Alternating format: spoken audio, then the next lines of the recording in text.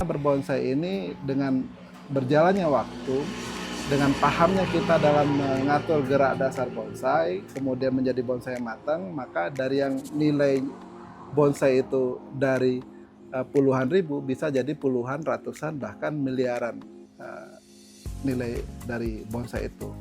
Karena itu salah satu yang membuat saya sangat tertarik untuk menggeluti dunia bonsai. Sahabat petani Indonesia dan sahabat petani tanah air dimanapun Anda berada, hari ini saya akan membawa sahabat petani semuanya untuk berbincang dengan seorang pembonsai di Kota Pekanbaru. Seperti apa kisah dan cerita dari Mas Triwahono, seorang pembonsai di Kota Pekanbaru? Ikuti saya akan menginterviewnya. Halo, Assalamualaikum warahmatullahi wabarakatuh. Saya Mas Triwahono, salah satu seniman bonsai yang ada di Pekanbaru. Saat ini berada di rumah bonsai Pekanbaru, tepatnya di Jalan Pesantren. Nah, saya ingin berbagi cerita kepada teman-teman terkait masalah hobi bonsai. Nah, saya terinspirasi pertama kali hobi bonsai itu di awal tahun 2025.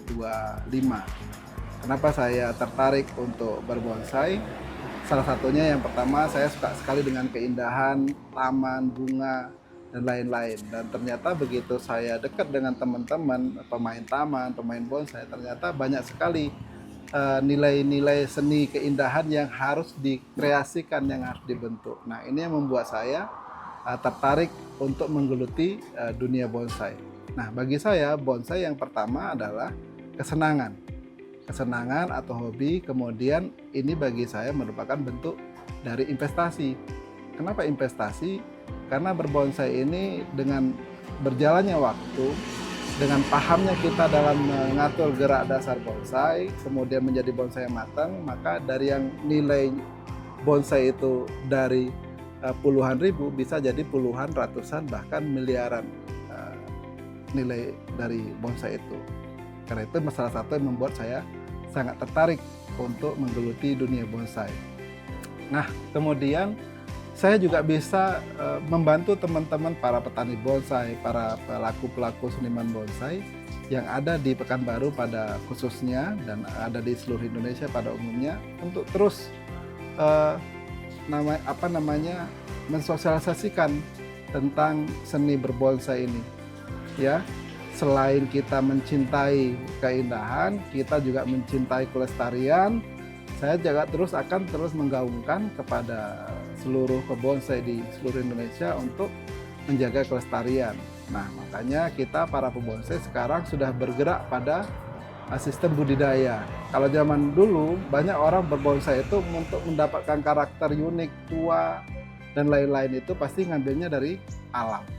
Nah, proses seperti itu lambat laun pasti akan merusak habitat, akan merusak kelestarian alam itu sendiri. Nah, sekarang para pembonsai kita himbau dan kita juga setuju dengan para pembonsai yang ada di seluruh Indonesia untuk menggaungkan atau mengkampanyekan berbonsailah dari cara berbudidaya. Bisa jadi dari biji, bisa dari setekan, dan bisa dari cangkokan. Banyak sekali macam-macam budidaya bonsai yang terus berkembang pada saat ini. Nah, kemudian bonsai ini merupakan bagi saya pada khususnya adalah terapi pengobatan. Kenapa jadi terapi pengobatan? Karena bonsai ini membuat kita jauh lebih sehat. Kita akan menghirup udara yang segar ketika di lingkungan kita itu banyak sekali pepohonan. Walaupun bentuk pepohonan kecil di dalam pot, tapi dia juga sudah bisa memberikan sumbangsih oksigen atau CO2 yang segar yang dibutuhkan oleh manusia, yang dibutuhkan oleh kita. Kemudian berbonsai ini membuat pikiran kita itu fokus. Kenapa harus fokus? Karena untuk berbonsai, untuk mendalami seni bonsai, itu nggak bisa pikiran yang berserabut, yang galau, yang stres, nggak bisa. Makanya kebanyakan orang yang fokus berseni bonsai itu orang-orang yang sehat. Dan ini memang hobinya orang-orang yang cerdas dan orang-orang yang sabar. Kebanyakan, wah untuk apa berbonsai, nunggu bertahun-tahun baru ini. Ya memang ini hobinya orang cerdas dan orang yang sabar. Karena untuk mendapatkan bonsai yang indah, bonsai yang matang, pastinya butuh waktu yang tidak sebentar. Itu dia. Tapi hasilnya ketika itu dinominalkan, angkanya bisa fantastis, luar biasa. Itu yang saya sebutkan tadi, dari angka puluhan ribu, dari setekan atau dari cangkokan, kemudian bisa terus berkembang, matang, kita kreasikan, bisa berharga puluhan, ratusan, bahkan miliaran rupiah. Dan sahabat juga bisa melihat postingan-postingan yang ada di media sosial, di YouTube, dan lain-lain sebagainya, untuk bagaimana menyaksikan perkembangan bonsai di Indonesia. Berapa harga bonsai di Indonesia, dan apa keuntungan berbonsai di Indonesia. Nah, itu dia yang bisa saya share, berbagi dengan para sahabat pebonsai di seluruh Indonesia. Yang paling penting, selain berbonsai, jangan lupa ngopi. Kita ngopi. Sahabat bonsai Nusantara, bonsai di Indonesia pada umumnya banyak sekali. Ya, kenapa sangat banyak? Yang pertama, Indonesia merupakan negara tropis, ya, daerah tropis, yang mana semua tumbuhan bisa tumbuh subur di Indonesia. Seperti orang bilang bahwasanya Indonesia itu serpihan tanah dari surga, sehingga apapun yang ditanam di tanah Indonesia bisa tumbuh subur. Dan ini juga merupakan keuntungan bagi para pebonsai. Kenapa? Banyak sekali varian bonsai yang ada di Indonesia. Hampir seluruh pohon yang mungkin kriterianya masuk untuk dibonsai bisa dibonsai di Indonesia. Nah, di Indonesia ini paling banyak bonsai ya yang endemik Indonesia, seperti halnya jenis kimeng, kemudian jenis santigi, kemudian jenis anting putri, kemudian jenis jeruk kingkit, ya, ada lagi jenis sancang, ada juga wacang, ada wahong, kemudian ditempel dengan berbagai seni bonsai. Ini menjadi varian-varian bonsai yang sangat indah tentunya. Nah, untuk varian-varian bonsai di Indonesia, keindahan, keunikan, termasuk yang mungkin selama ini banyak para sahabat dengar dan para sahabat lihat, seperti halnya bonsai Asoka. Nah, Asoka ini kan pada dulunya orang mikir ini cuma taman bunga pagar, untuk pagar halaman atau bunga bulat-bulatan. Nah, bagi para pebonsai, bunga Asoka menjadi sangat unik sekali. Nah, itu dia seni dalam berbonsai. Apalagi pohon beringin.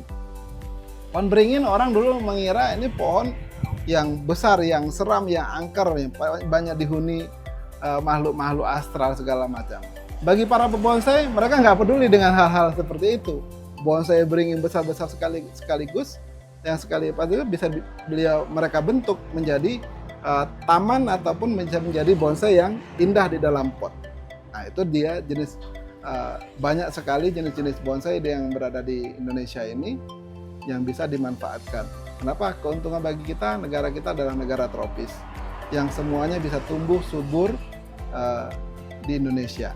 Dan semuanya, hampir semuanya ketika dia masuk kriteria bonsai, bisa kita bonsai. Kriteria bonsai itu apa saja? Yang pertama, dia daunnya besar, dia bisa mengecil. Ya. Kemudian dia berakar tunggang tapi juga berakar serabut. Ya. Kemudian batangnya punya karakter-karakter yang unik. Nah, itulah menjadi kelebihan-kelebihan dari pohon di Indonesia yang bisa dibonsai. Kemudian yang paling penting, dia berumur panjang. Bisa ratusan bahkan ribuan tahun. Nah, disinilah yang menjadi karakter unik orang untuk tertarik membonsai tumbuh-tumbuhan ataupun pohon-pohonan yang ada di Indonesia. Jadi itu yang ingin saya share kepada para sahabat pebonsai di seluruh Nusantara ataupun para sahabat yang ingin berbonsai, ya, jangan segan-segan untuk terus mencari informasi bagaimana bisa berbonsai atau bagaimana mendapatkan bahan-bahan bonsai untuk dibentuk menjadi bonsai yang indah nantinya.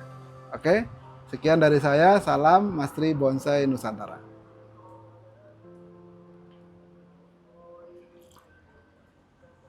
sahabat petani tanah air, itulah tadi obrolan kami dengan Mas Triwohono, seorang pembonsai yang sebelumnya merupakan seorang politisi. Ini adalah salah satu hasil karya dari para pembonsai yang ada di Kota Pekanbaru, yang ada di Rumah Bonsai. Ceritanya cukup menarik dan cukup menginspirasi kita semuanya. Ikuti cerita-cerita menarik kami, petani-petani inspiratif di channel kebanggaan kita. Motherfucking design all right now.